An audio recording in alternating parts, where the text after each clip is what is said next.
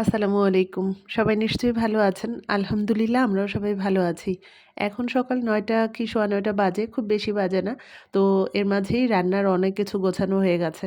আজকে জসিম ভাই আসবে ঢাকা থেকে, তো তার সঙ্গে আরও কিছু গেস্ট আছে। তো তাদের জন্যই মা সকাল, সকাল অনেক কিছু রান্নার আয়োজন করছে। তো বাবা আজকে এখানেই আমাকে থাকতে বলল, খাওয়া-দাওয়া এখানেই করতে বলল। তো আমি সকাল, সকাল চলে এসেছি। তো আজহি এখনো ঘুমায়। তো স্কুল বন্ধ তো। আর ওহিও পরীক্ষা শেষ করেছে গতকাল। এটা ছিল ওই যে ওহির বৃত্তি পরীক্ষা হয়েছে তার পরদিনই। তো পড়াশোনা নেই একদম। এ কটা দিন তো অনেক পড়াশোনার চাপ ছিল। বললাম, "একদম টানা ৩ টা দিন তুমি ছুটি পাবা। এরপর আর কি তোমাকে পড়াশোনা করতে বলব। এই ৩ দিনের মধ্যে তোমার পড়াশোনা করা লাগবে না।" এগুলো কিন্তু ফ্রিজের মাংস না। ভোরে বাজারে গিয়ে বাবা খাসি মাংস, গরুর মাংস নিয়ে এসেছে। একদম ফ্রেশ মাংস। তো মা হাতে মেখেই মাংসটা বসাবে।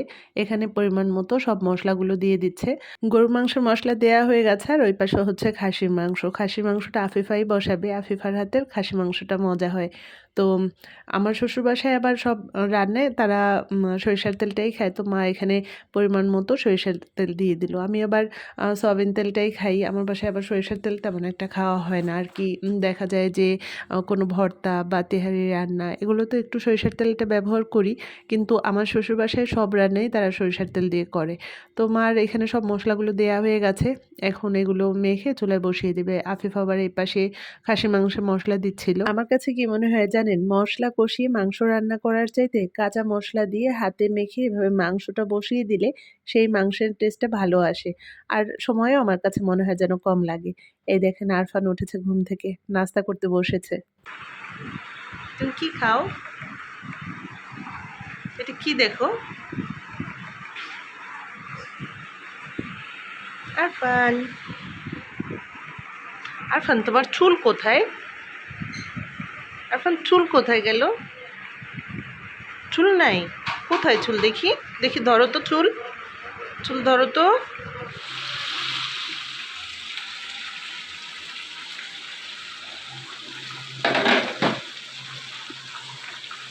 পানি আছে এখন। দু একটা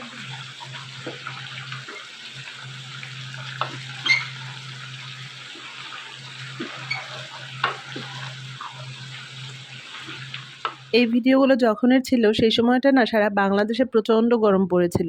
এত পরিমাণ গরম, মানুষ বলতো যে আম কাঁঠাল পাকার গরম পড়েছে। সকাল থেকে এত পরিমাণ রৌদ্রু, রোদের তাপ ছিল যে বেলকুনিতে এসেও গরমের জন্য দাঁড়ানো যায় না। ভালোই হয়েছে যে এই সময়টা মেট্রিক পরীক্ষার জন্য স্কুলটা বন্ধ আছে।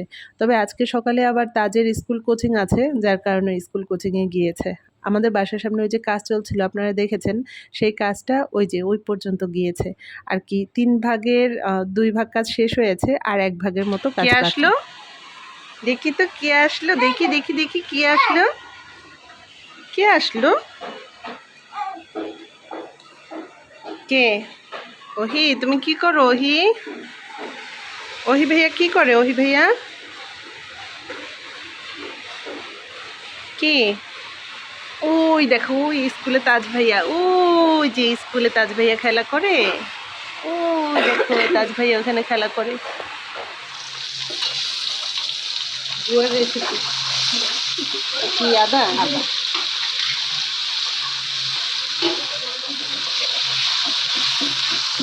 এই মাংস একটু লাগা দাও তো। চেয়ারে ওঠো দেখি। এই নো এই নো এই নো। আরফান দাঁড়াও। এই দেখো, এই জি জি, একটু পানি খাও তো। আকারো আকারো তো দেখি, মুখে পানি আছে দেখি। দেখি তো আ আ আ আ আ দেখি, আবার আবার নাও তো জোরে। দেখি আকারো তো, মুখে পানি আছে দেখি। দেখি মুখে পানি দেখি। আ আ আ আ মুখে পানি নাই। এই দেখো কি জোরে দেখি। হাঁকারো তো দেখি। দেখি হাঁকারো তো এখন, দেখি হাঁকারো হাঁকারো হাঁকারো দেখি। দেখি হা হা আ। আপনাদের ভাইয়া তো দুপুরে কখনো ভাত খেতে বাসায় আসে না, তবে আজকে বাসায় আসবে। বাসায় যখন কোনো গেস্ট আসে তখন দুপুরে খাওয়া দাওয়া বাসাতেই করে। তো জসিম ভাইয়া যেহেতু আসছে, সেও দুপুরবেলা বাসায় আসবে। রান্নাবাড়া প্রায় শেষ হয়ে গেছে। এমনিতে আমাদের বাসায় সবসময় রান্না একটু তাড়াতাড়ি শেষ হয়ে যায়, 11টা সাড়ে 11টার মধ্যে। সকালে নাস্তা করার পরেই রান্নাটা বসিয়ে দেওয়া হয়, যার কারণে খুব তাড়াতাড়ি রান্না শেষ হয়ে যায়।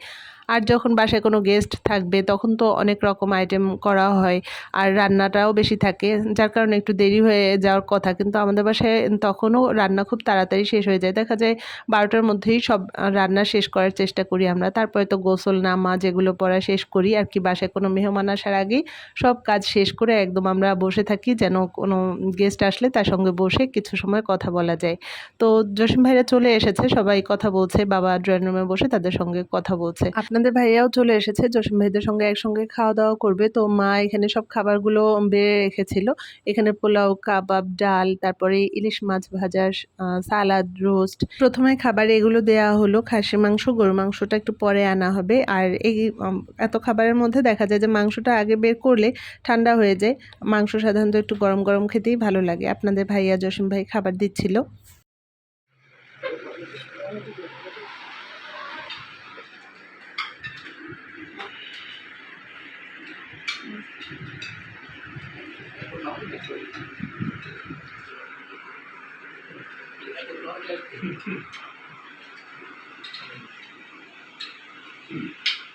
খাওয়া দাওয়ার পরে জসিম ভাইরা আর বেশি সময় ছিল না, তারা আজকে আবার ঢাকা রওনা হবে। তো তারা চলে যাওয়ার পরে আমরা সবাই দুপুরের খাবার খেতে বসেছি।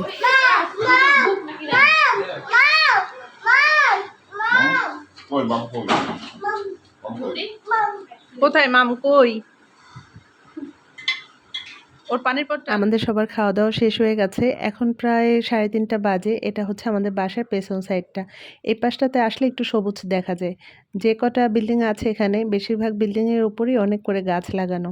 আর এই যে খালি প্লটটা দেখছেন, এই প্লটটা যাদের, তারা কিছু গাছ লাগিয়েছে এখানে, যার কারণে একটু সবুজ দেখা যায়। আর ওই পাশটাতে তো বড় বড় ভবন ওঠা। ওই ওই দিকটা হচ্ছে এন হোসেনের গলি। আর কি আমাদের বাসার পেছন সাইডটা থেকে এন হোসেন গলির বিল্ডিংগুলো দেখা যায়। আর এই পাশটাতে একটি বিল্ডিং ছিল অনেক আগের ছিল বিল্ডিংটা, যার কারণে নিচতলাটা অনেক পানি ঢুকতো, তারা এখন ভেঙে ফেলেছে। আর ওই পাশটাতে ওই যে পানির ট্যাঙ্কিটা দেখছেন, ওইটা হচ্ছে পরসাগর মাঠে পানির ট্যাঙ্কিটা।